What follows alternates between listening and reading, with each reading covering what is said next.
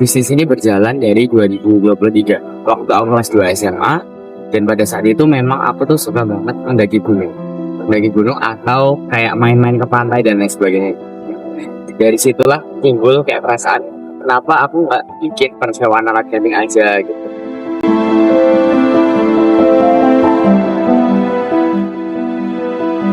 Oke, sebelumnya kenalin, nama aku Zaki Zidan Ramadhani. Kalian bisa panggil aku Zaki atau Zidan. Aku dari manajemen angkatan 25. Untuk sekarang aku 19 tahun, bentar lagi 20, dan aku asli Yogyakarta. Dan tadi ada pertanyaan awal mulai dari bisnis ini. Jadi bisnis ini berjalan dari 2023 waktu aku kelas 2 SMA, dan pada saat itu memang aku tuh suka banget mendaki gunung atau kayak main-main ke pantai dan lain sebagainya. Dari situlah timbul kayak perasaan, kenapa aku nggak bikin persewaan alat camping aja gitu. Dan akhirnya mulai deh di Oktober 2023 aku ngerintis bisnis. Oke. Untuk bisnis sebelum 19 Summit aku belum ada sih bisnis yang lain. Cuman memang basicnya orang tua itu kan entrepreneur ya. Memang basicnya itu pengusaha. Jadi mungkin sedikit terinfluence dari situ. Dan kakak-kakak juga pada ini bikin usaha sendiri. Lalu kalau misalnya usaha, justru aku malah bikinnya berbarengan sama 19 Summit. Jadi pada waktu SMA dulu, karena 19 Summit kan baru awal-awal kan, lalu belum seramai sekarang. Jadi aku memutuskan untuk jualan di kantin. Jadi aku jadi reseller, ngejualin dari produknya tetangga, aku jual ke kantin. Dan aku dapat keuntungan tipis dari sini. Lumayan buat uang jajan. Entrepreneurship itu aku sadari karena aku merasa aku tuh bukan orang yang bisa diatur. Maksudnya dalam artian lebih suka jadi pemimpin, lebih suka mengatur. Dan aku juga tipikal orang yang dari kecil itu merasa berbeda. Karena aku dari kecil tuh udah mengambil keputusan, segala keputusan yang aku ambil itu hampir semua dari diriku sendiri. Jadi orang tua pun nggak terlalu banyak ingin memberikan arahan. Jadi mereka lebih menaruh kepercayaan ke aku. Jadi makanya aku lebih suka kerja sendiri. Maksudnya mempekerjakan orang lain juga. Dari awal ya, di titik baliknya itu adalah melihat perekonomian keluarga. Jadi memang dari keluarga gue itu kan keluarga yang middle lah, mungkin bisa dikatakan menengah bawah. Sehingga aku berpikir kalau misalnya aku bisa bikin bisnis dan itu juga bisa grow gitu, aku pasti akan bisa membantu perekonomian keluarga. Sebenarnya dari situ yang paling sulit itu adalah pas merintis di awal, karena pada saat itu aku masih kelas 2 SMA, dan pada saat itu juga aku tuh penuh dengan event-event organisasi, dan di saat itu juga berbarengan sama bisnisnya. Jadi kan pasti crowded banget tuh, dan itu juga belum ada karyawan, jadi belum ada staff, belum ada teman yang ikut bantuin. Jadi kayak nyuci sendiri, terus jadi admin customer service sendiri, terus aku juga marketingnya juga sendiri. Jadi ngerasa beratnya di situ, kayak bebannya ketumpuk jadi satu gitu loh. Oke, kalau untuk lamanya udah 2,5 tahun. Tahun ini hampir 3 tahun untuk usahanya berjalan. Dan untuk perubahan kalau dari aku sendiri, yang aku rasain yang pertama, aku jadi lebih pede dalam pengambilan keputusan pastinya, karena aku merancang sesuatu dan sudah berhasil alhamdulillah. Dan kedepannya aku menjadi lebih optimis lagi lah gitu. Yang kedua, aku jadi orang yang senang memberikan kontribusi gitu. Setelah membuka usaha, setelah membuka lapangan pekerjaan, aku jadi lebih happy. Apalagi dapat tim-tim yang yang ramah-ramah juga, baik-baik juga. Itu membuat aku aku harus bikin bisnis yang lebih besar lagi, bisa membantu banyak orang. Kalau untuk customer itu sebenarnya macam-macam banget. Ada yang ramah banget dan juga ada yang judes banget. Tapi kalau selama ini sih, kalau pengalaman menyenangkannya sih banyak ya.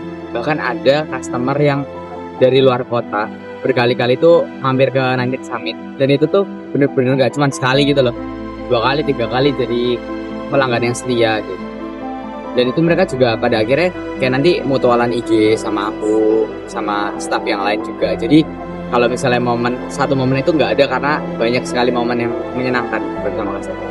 Oke, untuk penentuan harga ini mungkin kalian juga bisa pakai, tapi di tiap industri itu akan berbeda-beda. Kalau di industri alat camping yang aku pakai adalah, pada saat itu kan aku pendatang baru, sedangkan kompetitorku tuh sudah bertahun-tahun ada di industri itu. Yang aku lakukan adalah aku mengambil rata-rata untuk semua harga-harganya. Misal menentukan harga tenda gitu, aku cek perjalanan-perjalanan lain itu gimana harganya, lalu aku average, aku buat rata-ratanya, dan aku tetapkan harga itu sedikit di bawah rata-rata. Ya, gunanya apa? Nah itu untuk mengambil pasar aja dulu, karena kalau persewaan itu kan bukan makanan ya. Kalau makanan itu kan mungkin ada yang harganya 100.000, ada yang harganya 20.000, tapi yang lebih laku yang 100.000 karena makanannya kan beda rasanya. Tapi kalau misalnya persewaan itu tuh barangnya sama, kurang lebih sama. Jadi kalau kita pemain baru lalu menetapkan harga yang tinggi, nah itu nanti bisa customer susah untuk datang. Kalau cerita, karena udah banyak banget yang seru-seru, mungkin yang paling loyal itu yang dari luar kota, mungkin dari Kalimantan, mungkin dari Sumatera gitu, pada datang ke sini tiap mereka ingin berlibur ke gunung, mampir ke 19 Summit, padahal lokasi 19 Summit dari bandara tuh jauh banget, dan mereka tetap ke situ buat ketemu kita, buat ketemu admin dan lain sebagainya. Jadi itu menurutku loyalitasnya oke banget sih dari mereka. Ada satu momen yang paling yang cukup membuat aku tuh kayak berkesan gitu. Jadi pada saat itu pernah beberapa kali sih sebenarnya ada customer yang setelah nyewa di Nadian Summit, mereka pulang lalu bilang, mereka mengatakan kalau aku lebih suka sewa di sini daripada di tempat X, karena di sana di tempat X itu pelayanannya judes dan produk-produknya itu kurang. Itu tuh secara lisan. Kalau misalnya secara online digital itu di Google Maps juga banyak yang kayak gitu. Jadi pada memberikan review yang bagus gitu loh. Dan aku sangat berkesan. Banyak banget yang kayak gitu. Karena mungkin yang pertama produknya itu mereka suka. Karena kan pada akhirnya yang paling penting itu produk ya. Produk mereka mungkin cocok. Yang kedua ada di pelayanan. Produk dan pelayanan itu kunci utama. Jadi yang pertama kalian untuk pelayanan sendiri, yang pertama untuk menjawab chat itu harus fast respon dan informatif. Lalu ketika customernya datang dilayani dengan sebaik. Karena bisnis ini udah berjalan dari aku SMA, maka pengorbanan yang paling besar itu adalah waktu. Karena dengan membuka bisnis ini, aku hampir sama sekali gak bisa nongkrong, jarang banget keluar rumah karena nongkrong untuk main itu jarang banget. Itu pertama. Yang kedua, sosialisasiku, jadi aku kan memang orangnya suka berorganisasi sama ikut event ya. Karena aku bikin bisnis ini, jadi kayak ada keterbatasan gitu, bisa ikut tapi kayak gak sebebas dulu.